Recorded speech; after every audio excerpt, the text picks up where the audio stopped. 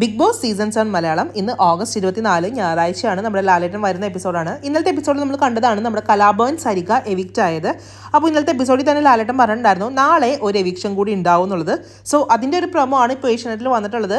6 പേര് നോമിനേഷനിൽ വന്നിട്ടുള്ള 6 പേര് നിരന്ന് നിൽക്കുന്നുണ്ട്. ലാലേട്ടൻ എന്താ പറയുക ബ്ലൈൻഡ് റിമൂവ് ചെയ്യാനൊക്കെ പറയുന്നുണ്ട്. ഈ ഒരു എവിക്ഷനിൽ ആരായിരിക്കും പുറത്തേക്ക് പോവുക? സോഷ്യൽ മീഡിയയിൽ മൊത്തം 2 പേരുടെ പേരുകളാണ് പറഞ്ഞു കേൾക്കുന്നത്.